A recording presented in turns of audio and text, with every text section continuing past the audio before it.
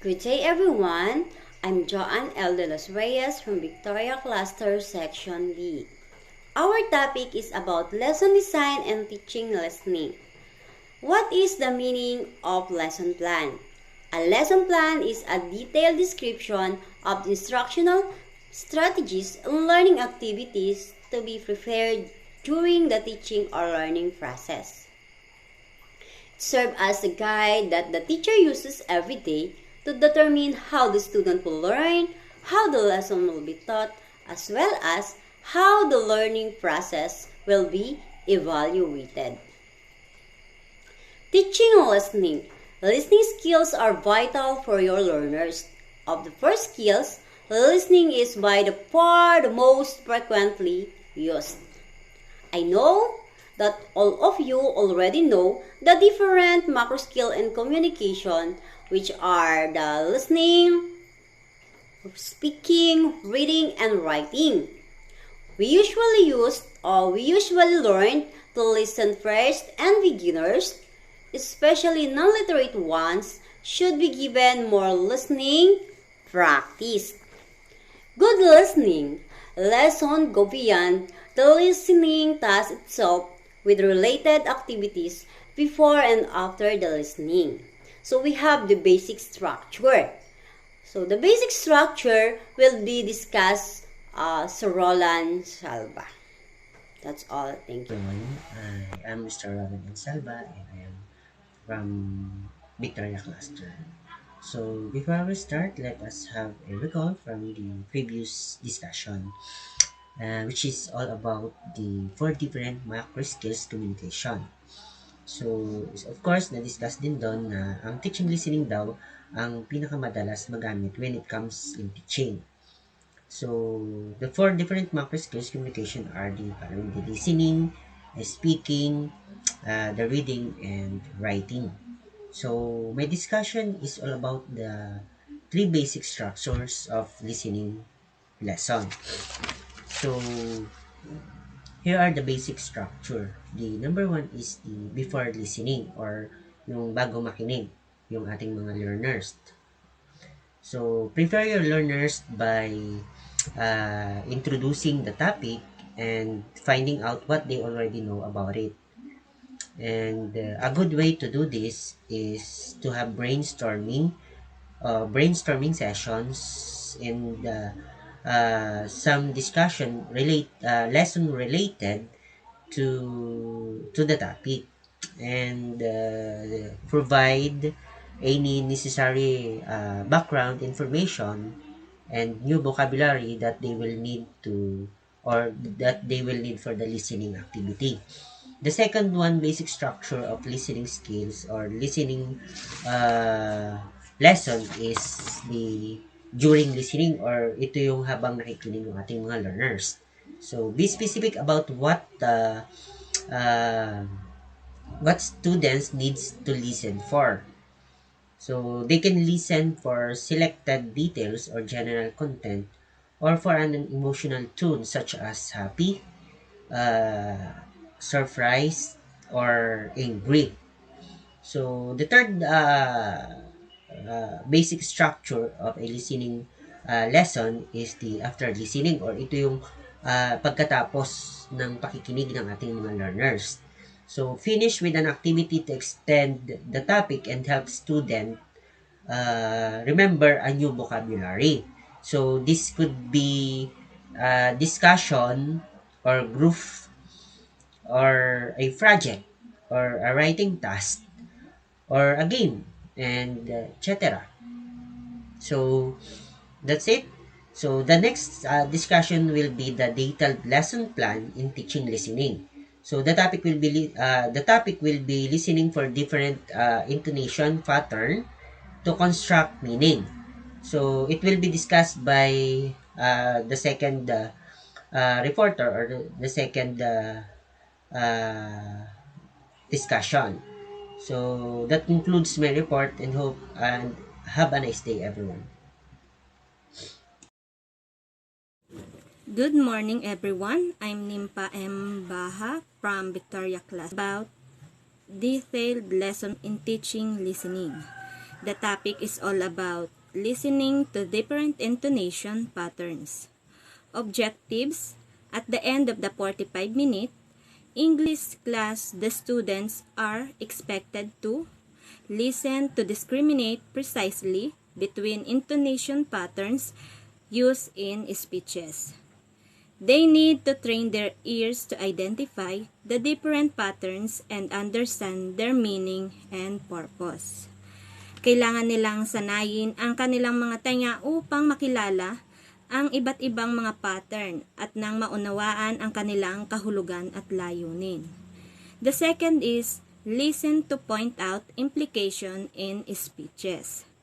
Listening to point out implication in speeches requires understanding not only the explicit message conveyed but also the underlying meaning and suggestion.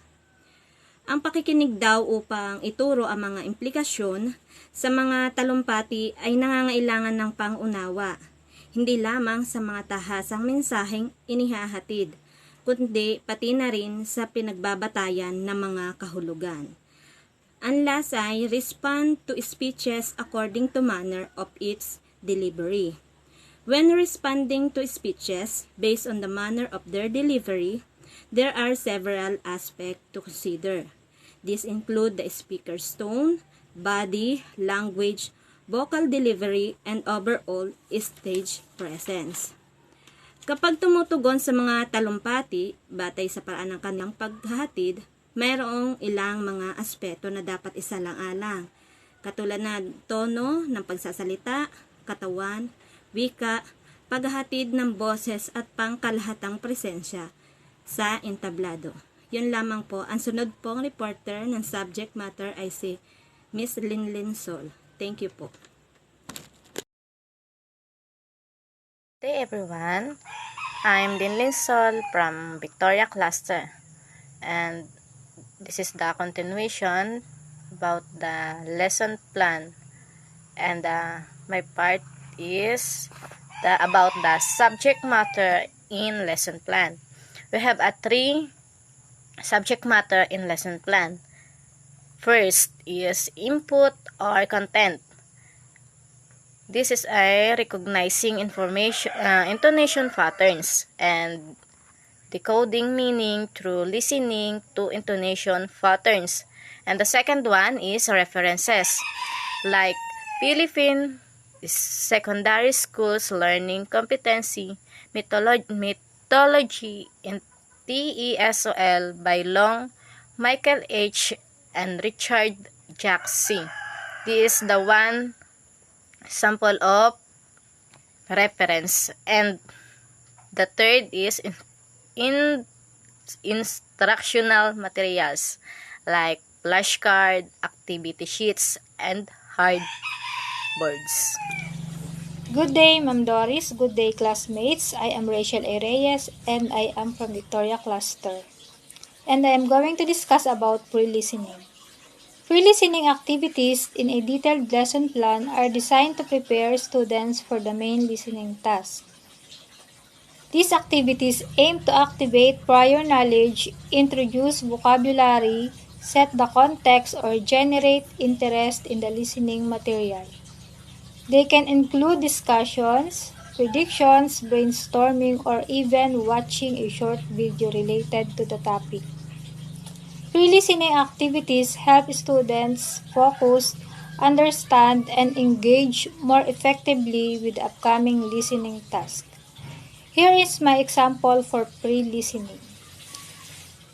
The teacher is going to show the flashcard and will read it twice. Her students will listen carefully since his lesson plan focuses on listening skill. They will raise a finger when they hear the rising intonation on the first and two fingers on the second. That would be all for pre-listening. After the pre-listening is during listening, and it will be reported by Miss Lina B. Manalo. Thank you po. Hello, good day. I'm Lina Manalo from Victoria Cluster. So my topic for today is about during listening activities.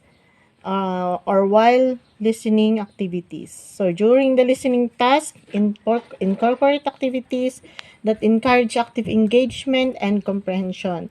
This may include comprehension questions, gap filling exercises, note taking, or identifying specific information. And these activities help students focus on the content and develop their listening skills. So when we say while listening, there are several activities you can engage in during or while listening to enhance your experience and make the most of your listening time. So these are the possible activities that you may need to exercise. So number one is note taking. So take notes while listening to important points, key ideas, or any vocabulary you come across.